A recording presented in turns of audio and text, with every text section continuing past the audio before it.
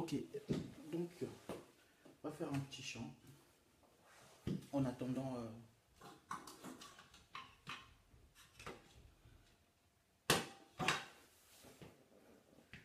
Donc je ne vois pas, je ne vois pas les personnes qui se connectent, mais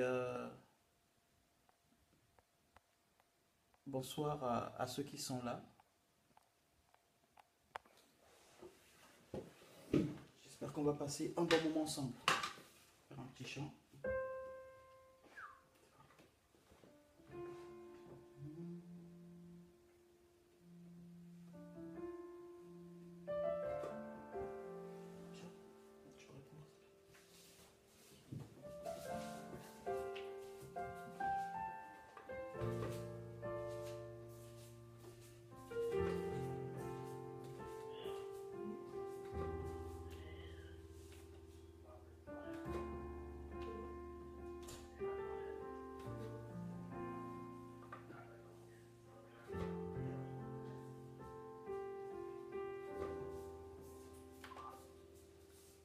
Inonde ce lieu de ta présence.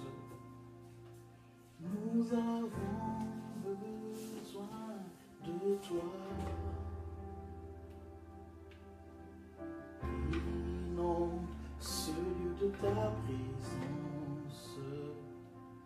Nous avons besoin de toi. Inonde ce lieu de ta présence. Nous avons besoin de toi. Inonde ce lieu de ta présence. Nous avons besoin de toi. Viens, esprit de révélation, souffle sur nous, souffle sur nous.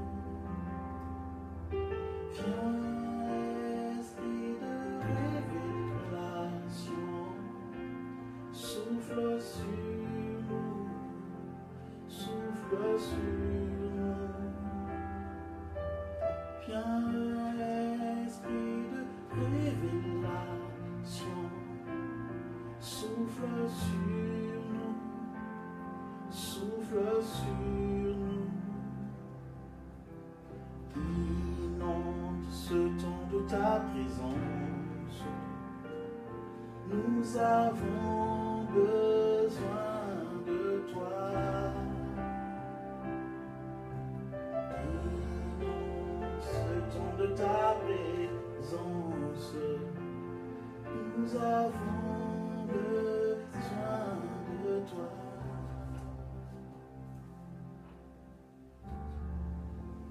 Amen. Nous allons simplement prier, remettre ce temps au Seigneur. Encore merci d'être là.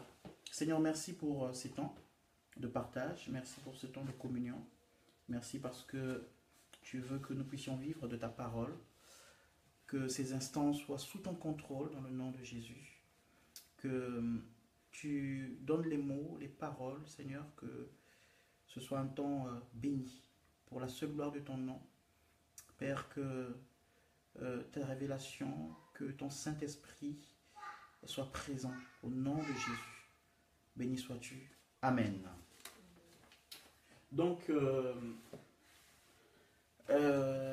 j'avais vraiment à cœur, comme je l'ai mis sur mon profil cet après-midi, j'avais vraiment à cœur depuis un moment de partager une pensée, une petite parole, parce que je pense que Dieu nous donne des outils pour édifier, pour nous édifier les uns les autres.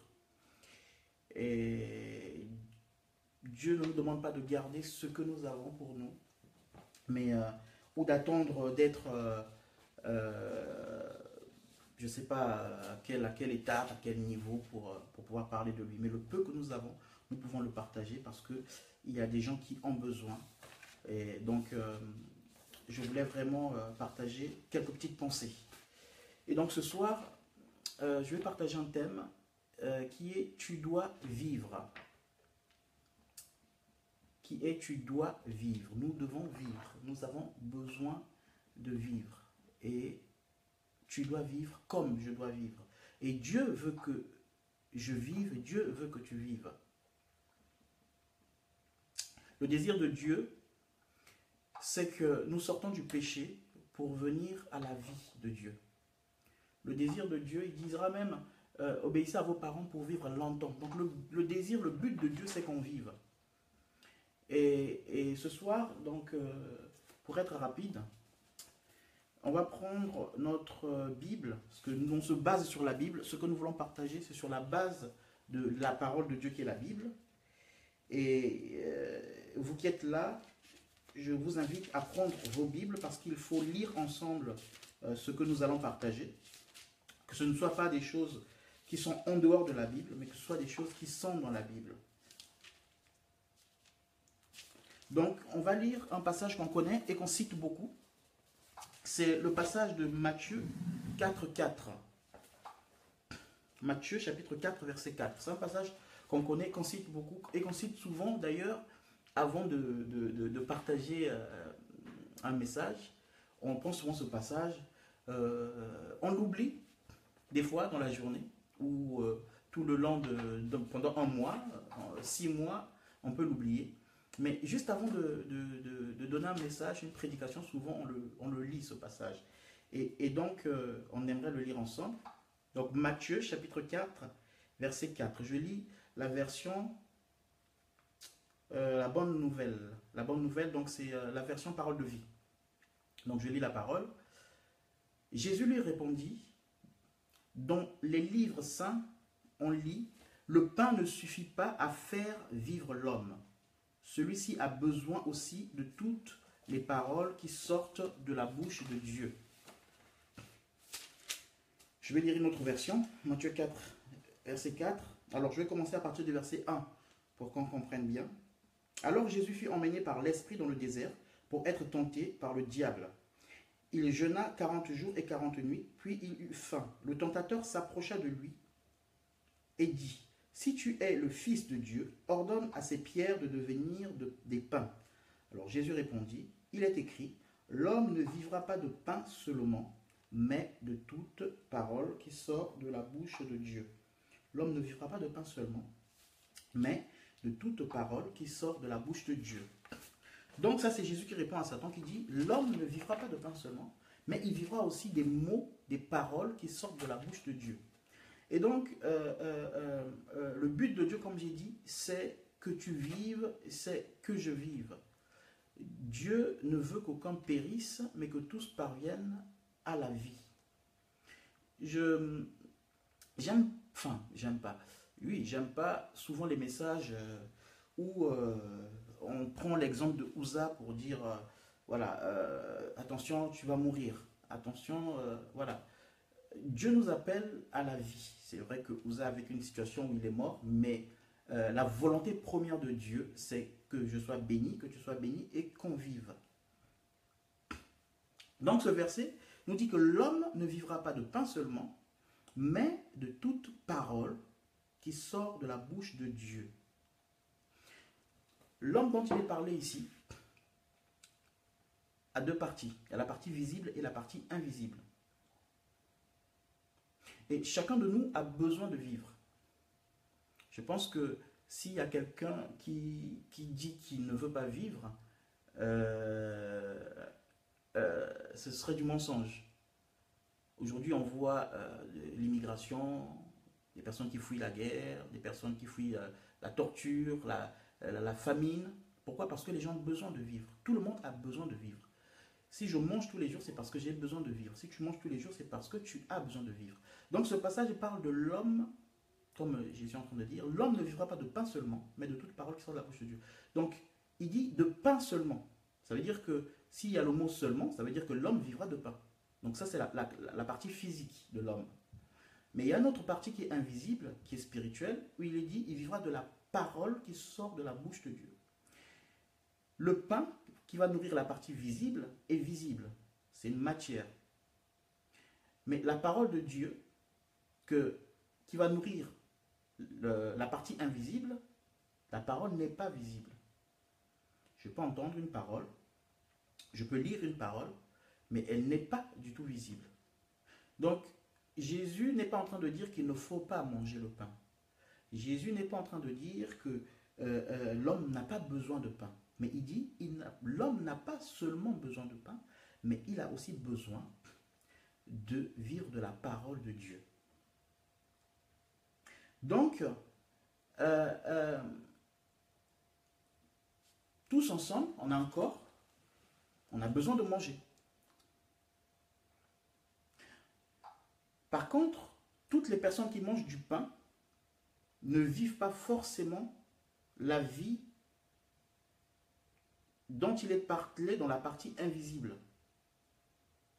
Tous, nous vivons du pain, parce que là, on parle du pain. Ici, dans le contexte, c'était du pain. Donc, si on parlait de la même chose en Chine, je crois qu'on parlerait du riz. Hein, l'homme ne vivrait pas de riz seulement, mais de tout. Donc, tous, on a besoin de manger. Tous, nous vivons de la nourriture, qui est physique, mais tous, nous ne vivons pas de la nourriture spirituelle. Or, le désir de Dieu, c'est que je vive de la nourriture physique, mais aussi de la nourriture spirituelle. Donc, quand Dieu est en train de dire que l'homme ne vivra pas de pain seulement, mais de toute parole qui sort de la bouche de Dieu, Dieu veut parler de quoi? Dieu veut parler de la communion. Si on prend la partie physique, la partie spirituelle, invisible, Dieu veut parler de la communion. Parce que quand vous lisez dans Genèse, je ne vais pas le lire parce que je vais survoler, dans Genèse, quand Dieu a créé Adam et Ève, il dit, vous mangerez de tous les fruits, tous les arbres du jardin. Mais le jour où vous mangerez le fruit de la connaissance du bien et du mal, de cet arbre-là, de la connaissance du bien et du mal, ce jour-là, vous mourrez. On va remarquer que quand Adam et Ève ont mangé de ce fruit, ils ne sont pas morts physiquement. Ils ne sont pas morts. Donc, ça sous-entend que Dieu, quand Dieu dit, vous ne mangerez pas de l'arbre de la connaissance du bien et du mal, sinon vous mourrez, Dieu ne parlait pas de la mort physique du corps. Ça veut dire que Adam et Ève avaient besoin de manger des fruits du jardin. C'était bien pour leur corps, pour leur vie physique. C'était important pour eux. D'où l'ordre de Dieu de manger de ces fruits-là. Par contre, quand il dit de ne pas manger du fruit de la connaissance du bien et du mal, sinon vous mourrez, il parlait d'autre chose. Et la conséquence, c'est que quand Adam et Ève ont mangé de ce fruit-là, leur communion avec Dieu a été brisée. Ils ne sont pas morts physiquement, mais leur communion avec Dieu a été brisée. Donc ça veut dire que ce que Dieu interdisait, quand Dieu parlait de la mort, il ne parlait pas de la mort physique, mais il parlait de la communion qui allait être brisée.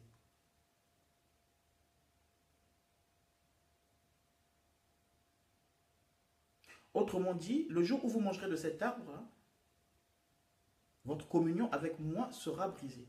Donc, si je peux transporter le passage de Genèse, donc, qui concerne Adam et Ève, dans le livre de Matthieu, donc Matthieu nous dit l'homme ne vivra pas de pain seulement, mais de toute parole qui sort de la bouche de Dieu. Si je peux transporter ce passage-là dans Matthieu, Dieu est en train de dire, s'il parlait à Adam, il sera en train de dire à Adam, Adam, tu ne vivras pas seulement des fruits du jardin, d'accord, mais tu vivras aussi de la communion avec moi. Donc Dieu veut qu'on vive aussi de la communion avec lui. Ça veut dire que la communion avec Dieu nous permet de vivre. Je parle de la communion personnelle avec Dieu, pas la communion en rassemblement. Parce que c'est très facile en rassemblement. La communion personnelle avec Dieu. Dieu veut que je vive, mais pour vivre, il veut que j'ai une communion personnelle avec lui. Donc Adam pouvait vivre des fruits. Ça, c'était pour son corps. Autrement dit, c'est comme si Dieu disait, Adam, tu ne vivras pas seulement des fruits, mais tu vivras aussi de la communion avec moi. Adam avait besoin du fruit. Donc, nous avons besoin, tu as besoin, j'ai besoin de vivre de du pain, du riz, de la semoule, du poulet. Mais Dieu est en train de dire que je ne vivrai pas seulement de ça, mais que je vivrai de la parole qui sort de sa bouche, donc de la communion avec lui. Et on va remarquer dans Jean chapitre 4, donc je ne vais pas le lire, mais vous pouvez regarder dans Jean chapitre 4, à partir du verset 31 à 34. Donc Jésus parle avec la femme samaritaine. Pendant ce temps, les disciples vont chercher à manger pour Jésus.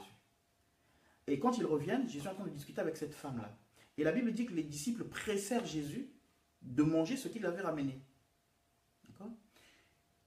Ils pressèrent Jésus. Et Jésus leur dit, ma nourriture est de faire la volonté de celui qui m'a envoyé. Ma nourriture est de faire la volonté. Alors, les disciples se demandaient, mais qu'est-ce que quelqu'un lui a rapporté à manger? Est-ce qu'il a déjà mangé? Et Jésus lui dit non. Ma nourriture n'est pas de ce monde, mais la nourriture est de faire la volonté de celui qui m'a envoyé. Or, pour faire la volonté de celui qui l'a envoyé, il faut que Jésus dialogue avec celui qui l'a envoyé. Si je veux faire la volonté de quelqu'un, il faut bien que je communique avec cette personne pour pouvoir faire sa volonté. Donc, autrement, Jésus est en train de dire, ma nourriture est la communion avec celui qui m'a envoyé. Donc Jésus se nourrissait de ça. Bien sûr qu'il se nourrissait aussi du pain, il se nourrissait aussi du poisson, il a multiplié le poisson, il se nourrissait. Mais à ce moment-là, il est en train de dire, ma nourriture est de faire la volonté de celui qui m'a envoyé. Jean chapitre 4, versets 31-34. Donc vous pouvez le lire.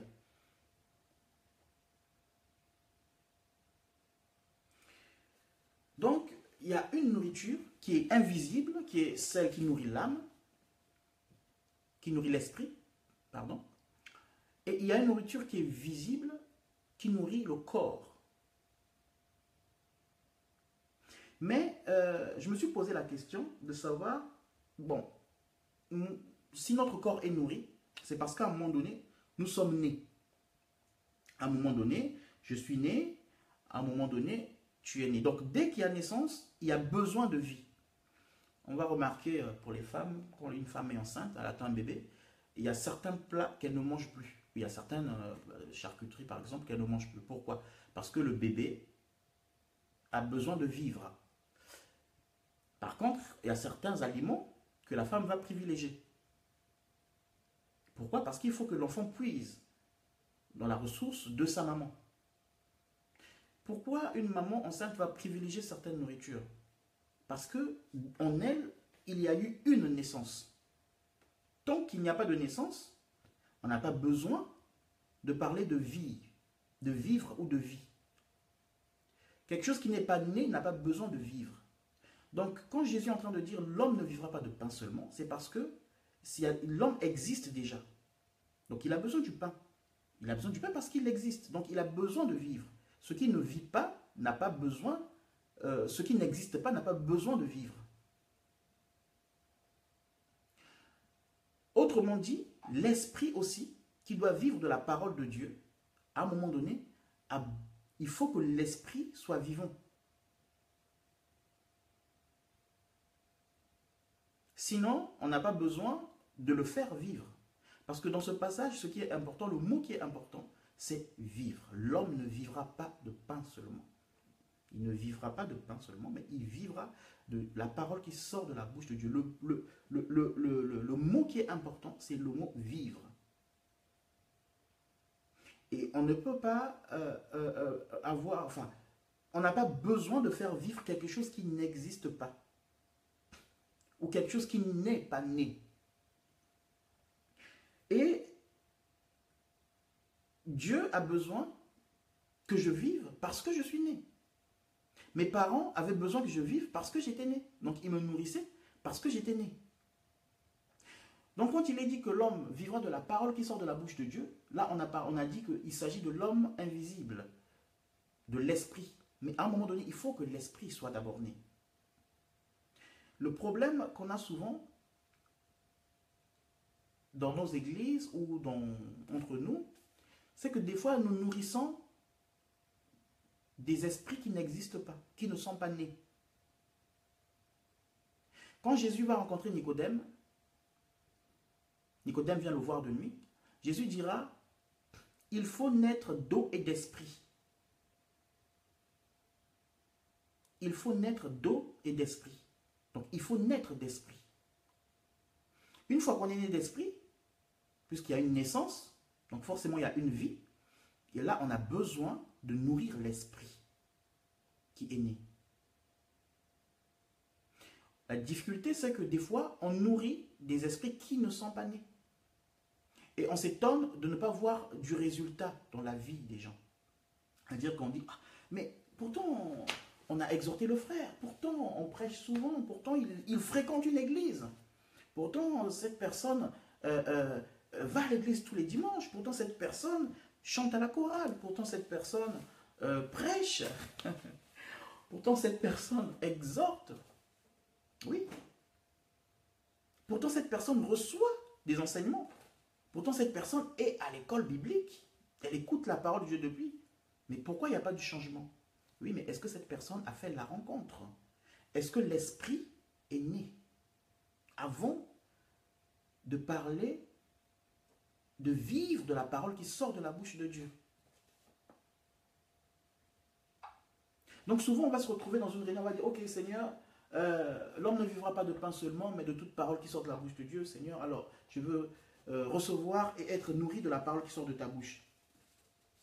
Oui, mais là, c'est bien de faire cette prière, mais la question qu'il faut se poser, est-ce que la parole que je vais recevoir, qui est esprit et vie, est-ce que cette parole va rencontrer un esprit qui est né? Né d'esprit.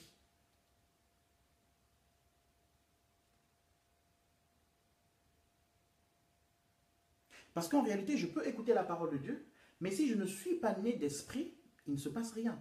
Et donc les actes que je pose sont des actes qui ne sont pas le résultat du fruit de la nouvelle naissance. Parce que je ne suis pas né d'esprit. Et donc, les gens qui vont me regarder vont dire, bah oui, bah, il va à l'église, mais regarde tout ce qu'il fait. D'ailleurs, on voit plein de scandales sur, en parlant de Facebook, on voit tous les jours, il doit y avoir quelque chose où on dit, ah bah, regardez, tel pasteur a fait ci, tel chrétien a fait ci, pourtant il va à l'église, pourtant oui, mais il va à l'église, mais est-ce qu'il est né d'esprit? Et je n'ai pas besoin de juger une personne parce que, enfin, elle va à l'église. La question, ce n'est pas d'aller à l'église. La question, ce n'est pas de servir à l'église. La question, ce n'est pas de prêcher. Mais la question, est-ce qu'il y a eu une rencontre? Est-ce qu'il y a eu une naissance d'esprit? Parce que sinon, on nourrit dans le vide. Sinon, on nourrit dans le vide.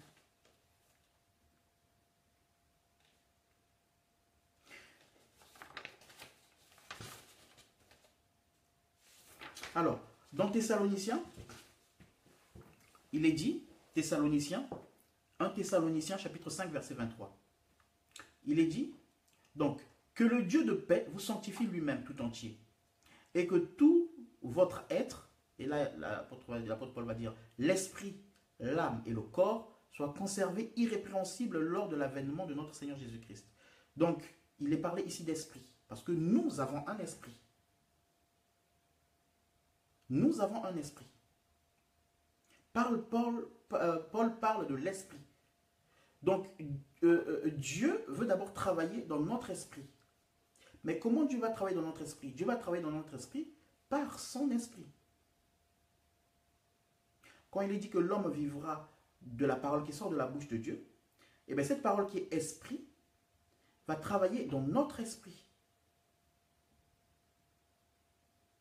Va agir dans notre esprit. Donc du coup, ce passage qui dit, et que tout votre être, et Paul commence par l'esprit. Donc le travail va être fait dans l'esprit, au travers de l'esprit de Dieu. Le résultat va agir sur l'âme, donc sur notre volonté, sur nos émotions, et ça se traduira par les actes que nous allons poser. Pourquoi? Parce que la parole a agi d'abord sur l'esprit. Et c'est ce que Dieu veut, que la parole agisse d'abord dans notre esprit.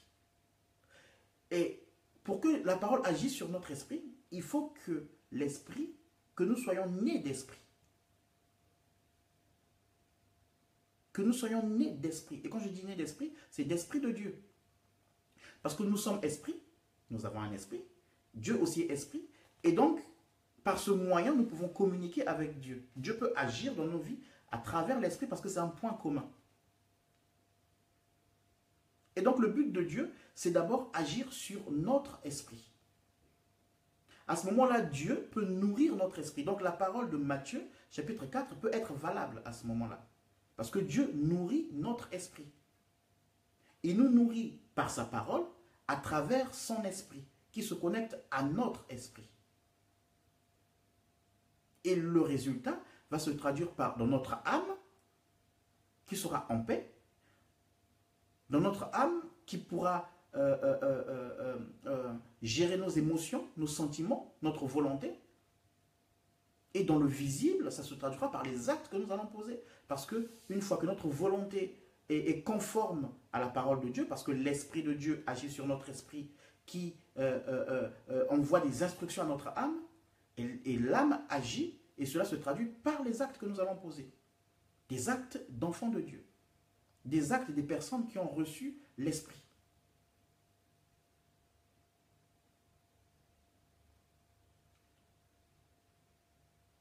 Donc, la première étape, il faut être né d'esprit. Donc, j'ai dit tout à l'heure, Jésus dit comment il s'appelle je l'ai cité tout à l'heure. Jésus dira à Nicodème, en vérité, je te le dis, si un homme ne naît d'eau et d'esprit, il ne peut entrer dans le royaume de Dieu. Donc, ça veut dire qu'à un moment donné, on n'est pas né d'esprit. Et souvent, on nourrit, on donne de la nourriture spirituelle, donc la parole de Dieu, à un esprit, à une personne qui n'est pas encore née d'esprit. Même quand un bébé naît, on ne lui donne pas, genre un bébé de 2 mois, on ne lui donne pas, on va dire quoi, du pain. Donc la nourriture qu'on va lui donner va correspondre à son âge. Et un bébé qui n'est pas né, on ne lui donne rien. Aujourd'hui, moi je ne peux pas donner de la nourriture à un enfant que je n'ai pas. Donc souvent on prend la parole de Dieu, mais en fait on dit oui je sème, c'est bien, on est en train de semer. Mais en fait, on sème une parole par exemple comment dire, je vais dire, de prospérité. Je ne suis pas contre la prospérité, mais on sème une parole de prospérité, on sème une parole comment je sais pas, on prend un thème par exemple sur comment marcher avec Dieu, comment exhorter. On prend un thème comme ça, mais on est en train de s'aimer sur une personne qui n'est pas encore née d'esprit, d'eau et d'esprit. Donc il ne se passe rien. Donc on pourra bien dire l'homme vivra de la parole qui sort de la bouche de Dieu, mais il ne se passera rien. Il ne se passera rien. La Bible nous dit, c'est dans 1 Corinthiens chapitre 2 verset 14, 1 Corinthiens chapitre 2 verset 14, la Bible dit, l'homme animal ne reçoit pas les choses de l'esprit, car elles sont une folie pour lui. Et il ne peut les connaître parce que c'est spirituellement qu'on en juge. L'homme animal ne reçoit pas les choses de l'esprit. Donc, c'est-à-dire que des fois, on donne des choses de l'esprit et on attend qu'il y ait du résultat. Mais non, l'homme est encore animal, donc il ne peut pas recevoir les choses de l'esprit. La première étape, c'est d'abord d'amener cet homme-là à sortir de la nature animale pour devenir un homme spirituel. À ce moment-là, il sera capable de recevoir les choses de l'esprit. Ça veut dire que la parole qu'il faut lui donner, je ne dis pas qu'il ne faut pas lui donner la parole de Dieu. Si, il faut lui donner la parole de Dieu, parce que pour sortir de la nature animale, il faut la parole de Dieu. Mais la parole qu'on a besoin de lui donner est une parole qui va faire rencontrer Jésus à cette personne. Et le message de la rencontre avec Jésus disparaît de nos jours. Le message qui prend de la place aujourd'hui, moi j'ai vu, des fois on reçoit des gens, des nouveaux, on ne leur demande pas s'ils ont rencontré le Seigneur, comment ils l'ont rencontré, et directement, oui, tes problèmes, les sorciers qui sont après toi, tes échecs, ta réussite, mais oui, mais tes projets. Est-ce qu'elle a rencontré Jésus? homme animal. Et tout ce que je vais dire, en réalité, la personne ne reçoit pas parce que la Bible dit l'homme animal ne reçoit pas les choses de l'esprit. Pourquoi? Parce que c'est spirituellement qu'on en juge. Donc, il y a besoin d'abord de recevoir, que l'esprit soit d'abord né pour que, une fois que l'esprit est né d'esprit, à ce moment-là, on peut recevoir des choses de l'esprit. Romains chapitre 8, 14, 15. Romains chapitre 8, 14, 15. J'essaie d'aller vite pour ne pas trop rester longtemps. Romains chapitre 8, 14, 15 nous dit quoi? Il dit, en effet, tous ceux que l'Esprit de Dieu conduit sont enfants de Dieu. Et l'Esprit que vous avez reçu ne fait pas de vous des esclaves qui ont encore peur, mais il fait de vous des enfants de Dieu. Et par cet Esprit, nous crions vers Dieu en lui disant, Abba Père. Donc, il est dit ici, l'Esprit que vous avez reçu. Ça veut dire que si j'ai reçu, ça veut dire qu'à un moment donné, je ne l'avais pas. Donc, à un moment donné, je reçois l'Esprit de Dieu. À un moment donné, tu reçois l'Esprit de Dieu. Mais est-ce que ce moment a eu lieu?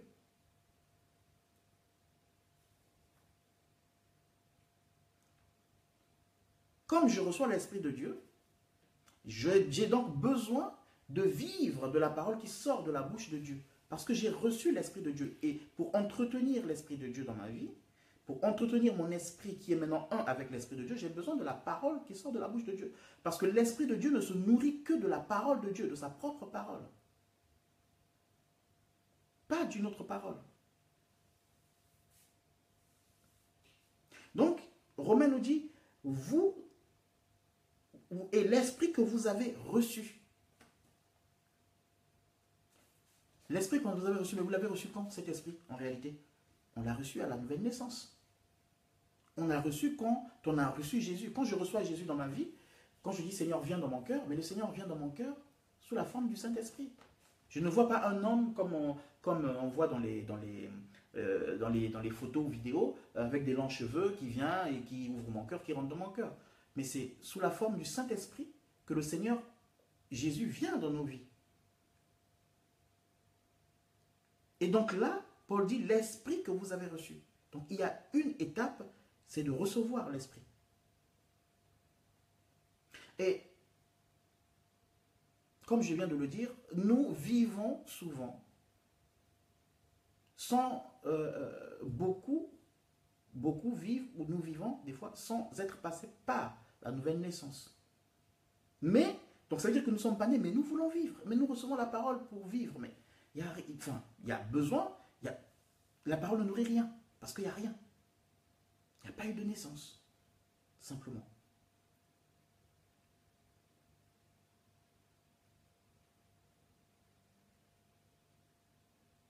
Donc, la première étape est de sortir de l'homme animal.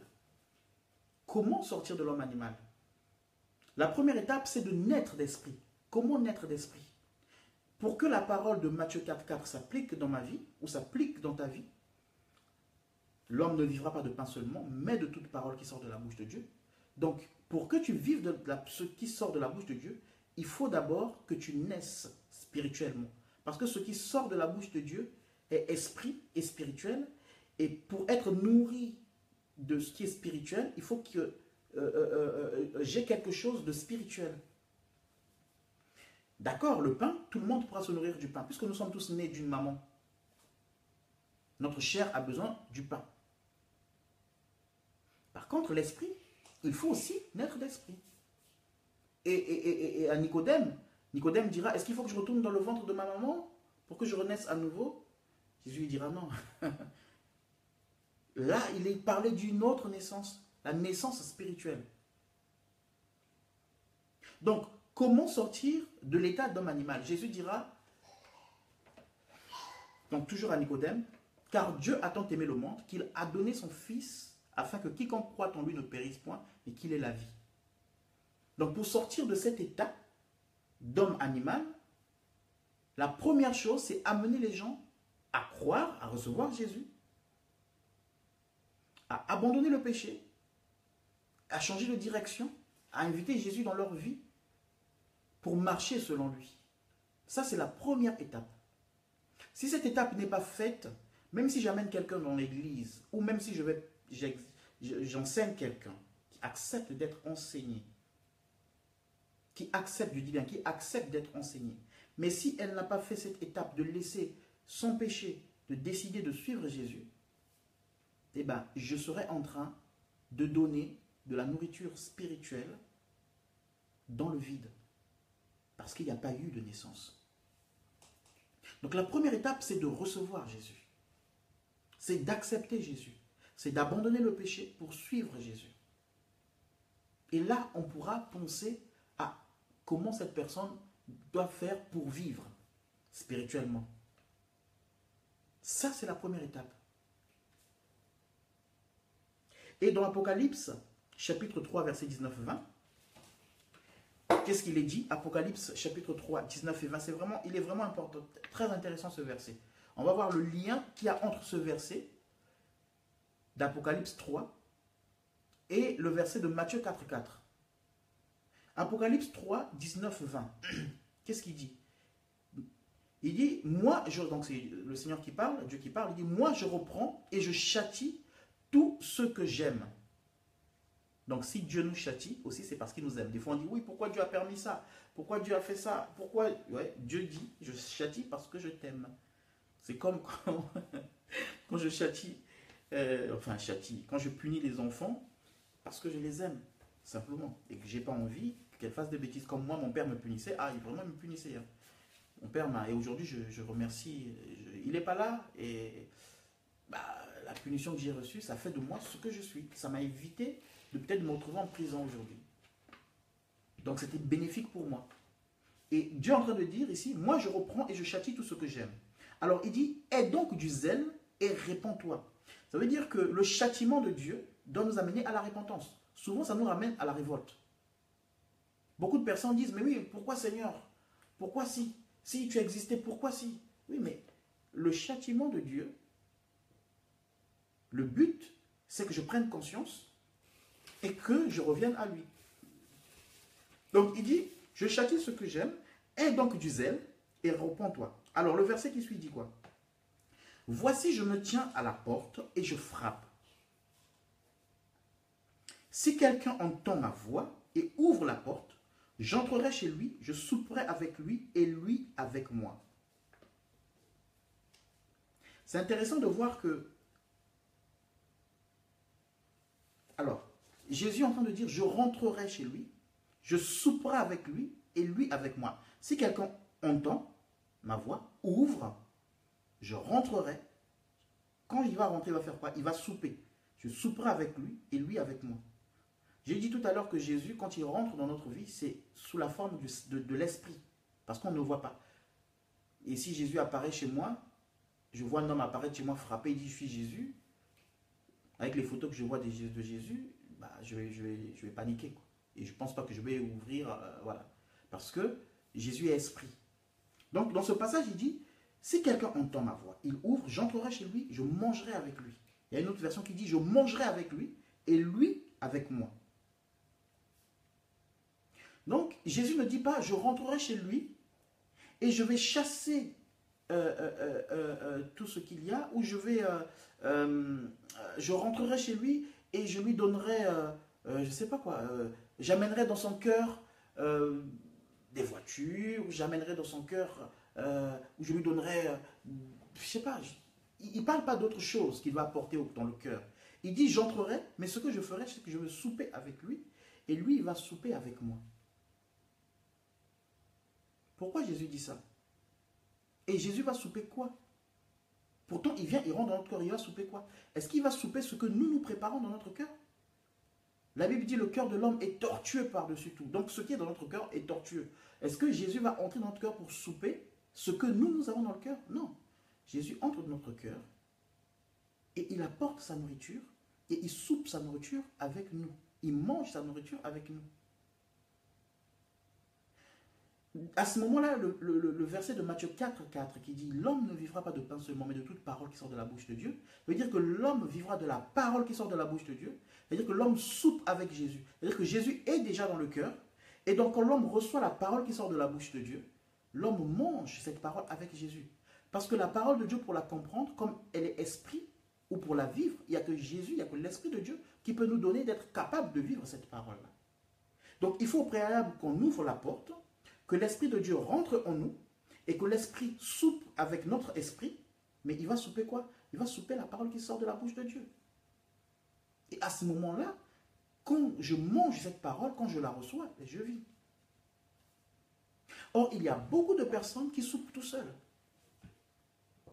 Beaucoup de personnes ont loupé la première étape, celle qui est d'ouvrir son cœur. Jésus a frappé. Jésus a frappé. Mais on n'a pas ouvert le cœur. Donc, comme on n'a pas ouvert le cœur, on soupe seul. Ça veut dire que quand je reçois la parole de Dieu, quand j'écoute la parole de Dieu, que ce soit par une prédication, une lecture biblique, peu importe, mais si j'avais pas au préalable ouvert mon cœur à Jésus pour qu'il s'installe, eh ben, l'enseignement que je reçois, en fait, je suis en train de souper tout seul. C'est-à-dire que je ne le comprends pas comme Dieu veut que je le comprenne, parce qu'il n'y a que lui qui peut me donner la révélation pour comprendre cette parole. Parce que je n'ai pas ouvert mon cœur. On ne dira pas que le Seigneur ne l'a pas attiré, non. Le Seigneur nous attire tous. Dans ce passage, remarquez que Jésus dit « Je me tiens à la porte ». Donc ça veut dire que la personne est en face, dans la présence de Jésus. Mais Jésus rajoute « Si quelqu'un entend et il ouvre ». Ça veut dire qu'il y a possibilité que la personne n'ouvre pas. Il y a la possibilité que la personne n'entende pas. Mais ça ne veut pas dire que Jésus n'a pas parlé. Ça ne veut pas dire que Jésus n'a jamais été dans la présence de cette personne. Jésus a été dans la présence de cette personne. Jésus a frappé. Et quand on n'a pas ouvert, il ne rentre pas parce qu'il respecte notre libre arbitre. Il ne rentre pas. Et donc, des fois, on se retrouve dans nos églises, ou voilà, on se retrouve des fois avec des personnes qui n'ont pas fait le choix d'abandonner le péché et de recevoir Jésus dans leur vie, mais qui viennent quand même dans la présence de Dieu tous les jours et recevoir la parole qui sort de la bouche de Dieu par des prédications, par des chants, par des littératures chrétiennes, tout ce que vous voulez. Mais il ne se passe rien. Pourquoi? Parce que ces personnes-là soupent tout seules. Chaque fois que je décide de fermer mon cœur à Jésus par rapport à une situation que je veux gérer moi-même, eh bien, je suis en train de souper tout seul. Et je crois comprendre la parole de Dieu comme il se devait, mais en réalité, je ne la comprends pas. Et donc, forcément, je ne la pratiquerai pas comme il se doit. Parce que quand je soupe tout seul, je n'ai pas la révélation de Dieu par rapport à cette parole que lui-même est, et cette parole qui est esprit.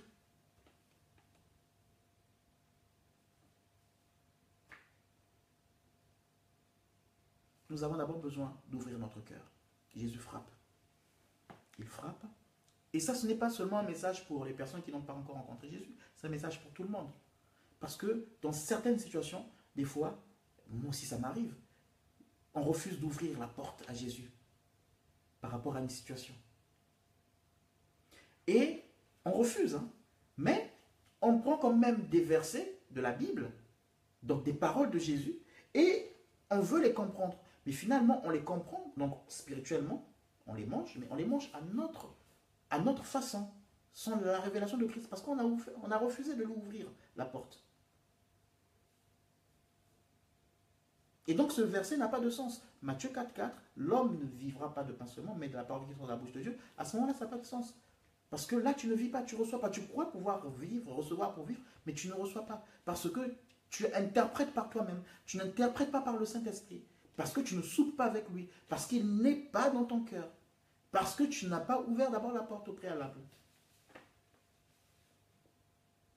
Jésus rentre dans notre cœur, il frappe, il rentre pour souper avec nous. Quand Jésus vient dans notre vie, c'est pour nous aider à comprendre la parole qu'il donne. C'est pour nous aider à discerner la parole qu'il donne. C'est pour nous aider à vivre la parole qu'il donne. Mais d'abord, il frappe.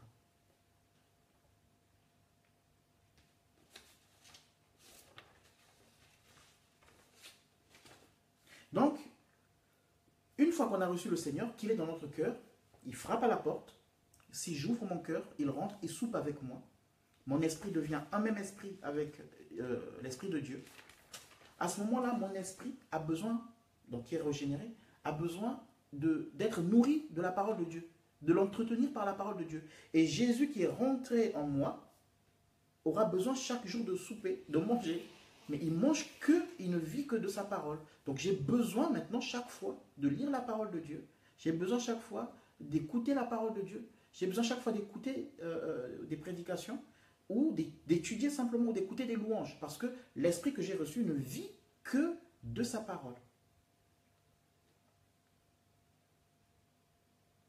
L'esprit régénéré ne vit que de la parole de Dieu. Donc, à ce moment-là, on peut dire que l'homme qui est régénéré est capable de comprendre les choses de l'esprit, parce qu'il est régénéré. Ce n'est plus un homme animal, c'est maintenant un homme qui est capable de comprendre les choses de l'esprit, parce que Paul dit que c'est spirituellement qu'on en juge. C'est devenu un homme spirituel. C'est devenu un homme de l'esprit.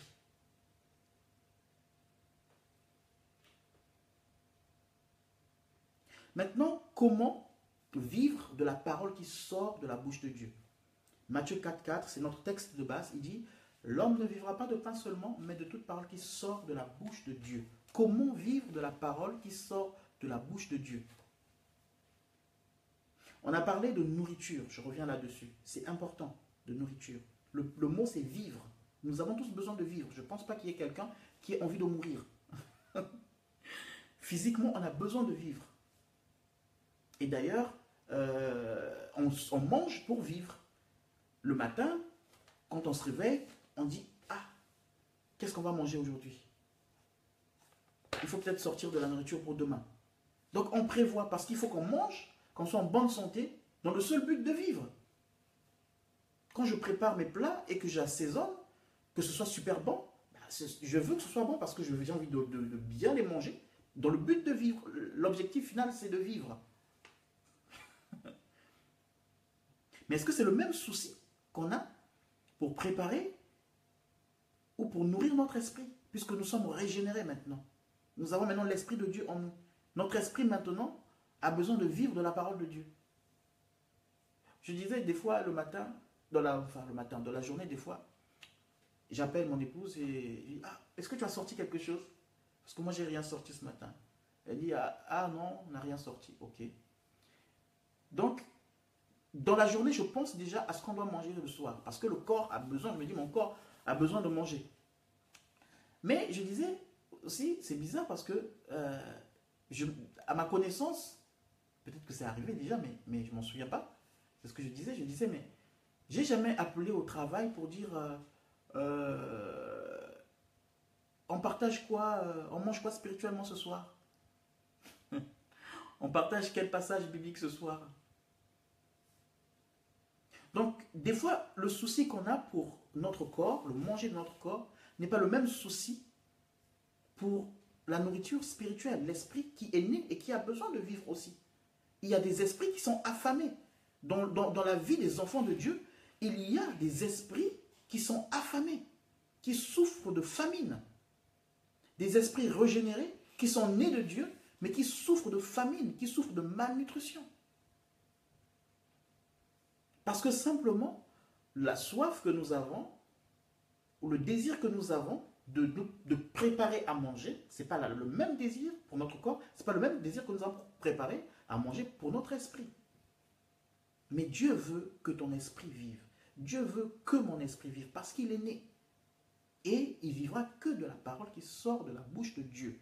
Pas la parole d'un homme, pas la parole d'une femme, pas la parole d'un grand-père qui avait beaucoup d'argent, qui nous a laissé un héritage, pas la parole d'un président. D'ailleurs, on a vu les présidents, à un moment donné, ils nous ont nourris avec des promesses. Tout le monde a été content. Ça a fait vivre, mais ça a fait vivre que pour un petit moment. 4-5 mois après, c'est des manifestations. Donc cette parole a fait vivre. On a mis de l'espoir dans la vie des gens, mais c'est que pour un moment. Mais Dieu, la vie qu'il donne, elle est pour l'éternité.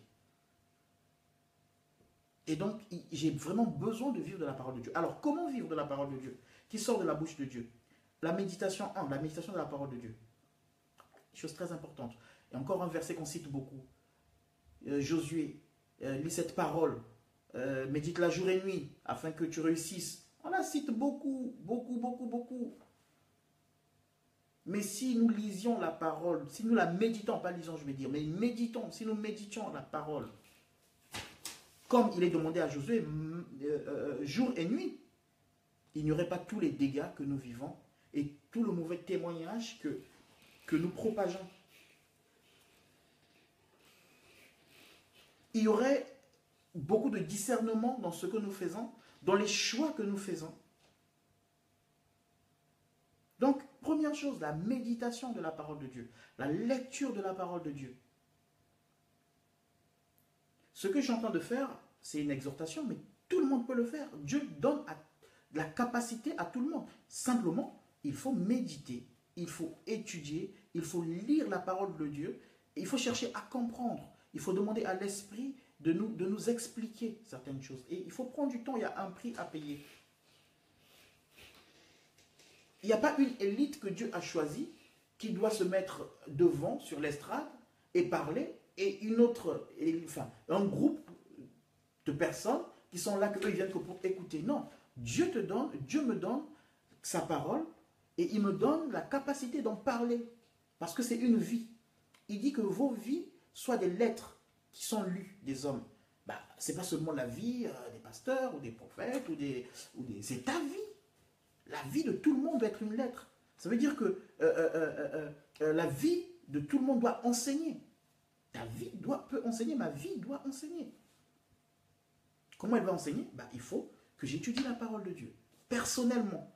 Pas seulement se baser sur ce que j'écoute les dimanches à l'église ou les lundis, les mardis, les mercredis, les jeudis dans les réunions, mais que moi-même, que je lise, que j'étudie, que je médite la parole de Dieu. Les enfants de Dieu doivent revenir vraiment à la source, prendre la Bible chez eux et lire la Bible, méditer, dire Seigneur, explique-moi, je veux comprendre, ouvre-moi l'esprit. Donc, première chose, méditer la parole de Dieu. Deuxième chose, alors il y a beaucoup de choses, hein, mais on va citer quelques-uns. Deuxième chose, lecture des littératures chrétiennes. Lecture des littératures chrétiennes. Un livre chrétien, voilà, un livre qui parle de Jésus, parce que c'est quelqu'un celui qui écrit le livre, c'est quelqu'un qui a vécu une expérience, ou voilà, à qui Dieu a parlé, c'est un enseignement, et donc ça peut bénir. Lecture des littératures chrétiennes.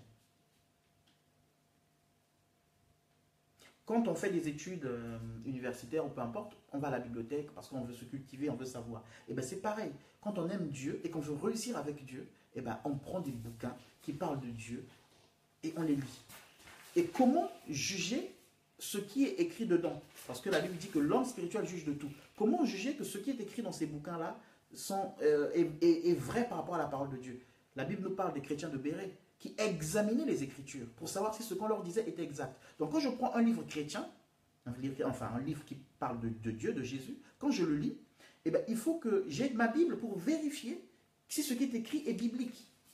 Mais pour pouvoir vérifier, encore, il faut que je médite. Donc on revient au premier point, méditer la parole de Dieu. Beaucoup de personnes aujourd'hui se sont fâchées contre les pasteurs, contre des frères, contre des sœurs, parce que, oui, on m'a prêché ci, on m'a prêché ça. Oui, mais qu'est-ce que la Bible t'a prêché? Tu as la Bible. Lis, qu'est-ce que la Bible nous a prêché? Qu'est-ce que la Bible nous dit? Elle est à portée de main. Est-ce qu'il faut qu'il y ait toujours quelqu'un pour me l'interpréter? Bien sûr que j'ai besoin de quelqu'un pour m'enseigner, mais le Saint-Esprit que tu as reçu, si tu demandes, il peut aussi t'éclairer. Mais il faut que tu lises. Il faut que je lise. Donc la littérature chrétienne, c'est important. Les chants chrétiens, la musique chrétienne. Il y a un verset, un passage dans la Bible qui dit « Exhortez-vous, instruisez-vous, exhortez-vous par des cantiques. » Donc quand je chante, j'exhorte. Quand je chante, j'enseigne. Aujourd'hui, malheureusement, on croit que le chant, c'est juste pour tout ça. Non. La vision de la Bible, c'est que le chant est un enseignement. Quand je chante, je prêche. Donc, par un chant, je peux aussi écouter Dieu. Vivre de la parole de Dieu. En écoutant un chant chrétien. Et d'ailleurs, même en écoutant les chants chrétiens, je peux discerner si les paroles qui sont dites dans ce chant-là sont conformes avec la parole de Dieu. Parce qu'au préalable, je médite la parole de Dieu. Parce qu'il y a beaucoup de chants qu'on dit chrétiens, Mais ça n'a rien à voir avec la parole de Dieu. C'est vraiment, il y a des choses, des fois, quand tu regardes bien les paroles, tu dis non, là, c'est pas bon. Donc, il faut, on revient au premier point, lire. Partage avec des frères, partage. Ça peut être là ce qu'on fait, c'est vivre aussi de la parole de Dieu. Partage avec des frères, écoutez une prédication sur YouTube, il y en a plein de prédications, et encore là, quand j'écoute, toujours ma Bible à côté, pour savoir si ce que j'entends est exact par rapport à la Bible. Ça, c'est vraiment important.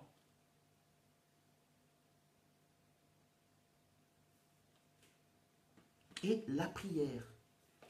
La prière. La prière, c'est quoi? La prière, c'est un dialogue avec Dieu. Aujourd'hui, nous avons donné un autre sens à la prière, c'est-à-dire que c'est je parle, je prie, je prie. Mais je n'écoute pas. Mais c'est un dialogue. La prière, c'est un dialogue entre Dieu et moi. Donc, quand on prie, on discute avec Dieu. Donc, à un moment donné, quand je prie, il faut que j'arrête aussi de parler et que j'écoute ce que Dieu veut me dire. Parce que mon esprit vivra de tout ce qui sort de la bouche de Dieu, pas de ce qui sort de ma bouche. Souvent, on demande au Seigneur, Seigneur, guéris mon âme, Seigneur, soulage-moi, Seigneur, j'ai besoin de toi. Je passe 2 heures à prier, c'est une très bonne chose. Mais, ce que je demande au Seigneur, qu'il fasse dans mon cœur ou dans ma vie, ce que je demande à Dieu, à un moment donné, il faut que j'écoute, donc que je me taise et que j'écoute. Là, Dieu va parler pour répondre à ma prière. C'est pour cela que des fois, il y a des prières qu'on fait, Dieu avait déjà répondu. Mais on n'a pas entendu quand Dieu avait répondu. Donc, on continue à prier, on continue à demander. Donc, ça aussi, c'est un moyen d'entendre la parole qui sort de la bouche de Dieu. Je vais lire un passage rapidement. 2 Corinthiens, chapitre 9, verset 10. Qu'est-ce qu'il nous dit? 2 Corinthiens, chapitre 9, verset 10. Il dit, celui qui fournit de la semence au semeur et du grain et du pain pour sa nourriture, vous fournira et vous multipliera la semence. Je reprends. Celui qui fournit, donc 2 Corinthiens 9, 10, celui qui fournit de la semence au semeur et du pain pour sa nourriture, vous fournira et vous multipliera la semence. Alors, il ajoute quoi? Il augmentera les fruits de votre justice. Alors, je me suis posé la question de savoir, parce qu'ici on parle de semences, on parle du pain, on parle de nourriture, et il dit, il augmentera le fruit de votre justice. Donc, on parle de ce qui est matériel, et on parle du fruit de la justice, de ce qui est immatériel, mais qui va se manifester matériellement dans nos actes. Ça veut dire quoi? Eh bien, le pain dont il est parlé ici, celui qui donne, c'est Dieu qui donne le pain pour sa nourriture, à notre esprit. Et Dieu multipliera pour que nos fruits augmentent. C'est-à-dire que Dieu va nous nourrir de sa parole, je reviens là-dessus, sa parole va agir dans notre esprit, qui aura de l'influence sur notre âme, sur notre volonté, nos motivations, et qui aura un résultat qui va se refléter dans notre comportement. Et donc, notre comportement aura des fruits de justice. Donc, j'ai besoin de vivre. Tu as besoin de vivre. Donc, voilà, je suis presque à la fin. Maintenant, la question que je pose, c'est qu'est-ce que je choisis de manger? C'est là la vraie question. Parce que maintenant, c'est un choix. Dieu dit l'homme ne vivra pas de pain seulement, mais de toute parole qui sort de la bouche de Dieu. Donc, l'homme décide de vivre, et pour vivre, il décide de manger, et pour manger, il décide d'acheter des aliments qui vont lui apporter des vitamines pour sa santé, pour sa vie. C'est l'homme qui choisit. C'est l'homme qui choisit. Quand je vais au marché, j'achète des fruits et légumes, je choisis bien les bons fruits. Aujourd'hui, quand on va au supermarché, on lit les étiquettes. On regarde, on fait attention à la composition des produits. Pourquoi? Parce qu'on n'a pas envie de manger n'importe quoi, de peur d'être malade, et de provoquer des cancers et de mourir. Donc, l'homme fait attention à ce qu'il achète au marché. J'ai jamais vu quelqu'un aller acheter de la nourriture avariée au marché. J'ai jamais vu quelqu'un commencer à acheter de la nourriture qui pue, qui sent mauvais. Quand on va au marché, on achète toujours de la bonne nourriture parce qu'on veut vivre. C'est l'homme qui fait le choix. Mais c'est pareil pour l'esprit.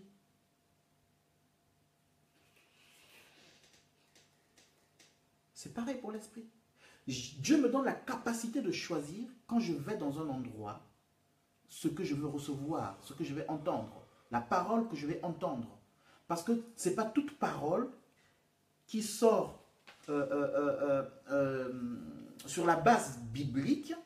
Ce n'est pas parce que quelqu'un prend la Bible que forcément les paroles qu'il va sortir sont des paroles de Dieu. Donc, quand j'arrive dans un milieu, là par exemple, je suis en train de donner une pensée, et bien si cette pensée n'est pas biblique, parce que ça, c'est la nourriture qui nourrit l'esprit. Au début, je l'ai dit que dans Matthieu 4, il est parlé de la nourriture qui nourrit le corps et la nourriture qui nourrit l'esprit. Là, on est en train de parler de la nourriture qui nourrit l'esprit. C'est invisible, c'est immatériel.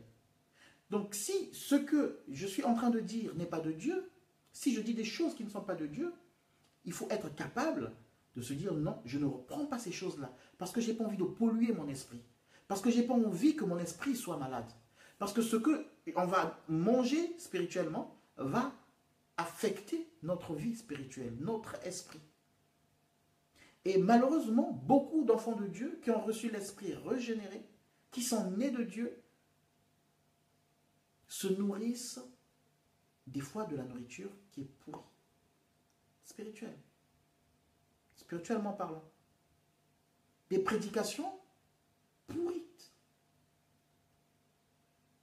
Pourquoi? Parce que simplement, ils n'ont pas lu la notice. Ils ne lisent plus la notice qui est la Bible.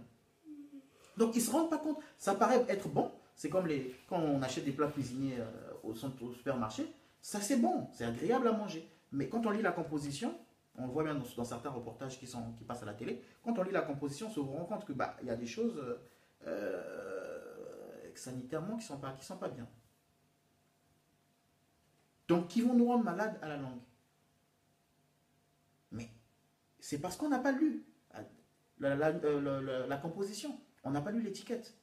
Et donc, comme beaucoup d'enfants de Dieu ne lisent pas la Bible, eh ben, ils mangent de la nourriture, des fois, ils croient que c'est bon pour leur vie spirituelle, pour leur santé spirituelle, mais alors que c'est de la nourriture dangereuse pour leur vie. Et dans quelques années, il y aura un cancer spirituel. Dans quelques années, il y aura une maladie spirituelle. Dans quelques années, il y aura de la souffrance.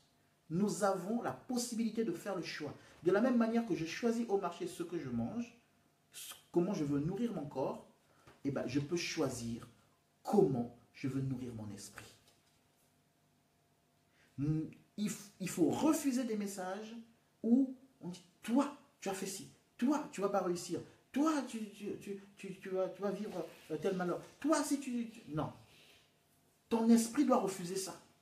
Des messages où on rabaisse. Jésus vient, il vient pour nous relever. Jésus ne vient jamais pour nous rabaisser. Il vient pour nous relever. Et donc la parole qui sort de la bouche de Dieu vient apaiser, vient guérir, vient redonner de l'espoir, vient redonner de la joie, vient redonner de la vie.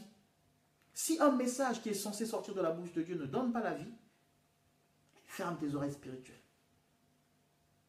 Ne nourris pas ton esprit des choses qui ne te propulsent pas, des choses qui ne bâtissent pas ta relation, ta communion avec Dieu. Dieu veut que tu vives. Et pour vivre, la communion avec Dieu. Il y a des paroles qui peuvent te tuer. Alors, je vais prendre un exemple. Dans 1 Roi chapitre 13, il est parlé du vieux prophète. 1 Roi chapitre 13, du vieux prophète. La Bible nous dit qu'il y a un prophète que Dieu avait utilisé. Il a envoyé à Bethel pour une mission. Et Dieu là-bas l'a utilisé. Donc le roi qui s'était endurci à un moment donné a vu la main de Dieu, a vu le miracle de Dieu par ce prophète-là, ce jeune prophète. Et ce roi-là a cru. Donc ce vieux prophète, Dieu lui avait dit, attention, où tu vas, tu ne t'arrêtes pas chez quelqu'un, tu ne manges pas, tu ne bois pas. Et il a exécuté, il est allé chez le roi, il a fait des miracles, on lui a proposé, il a dit non.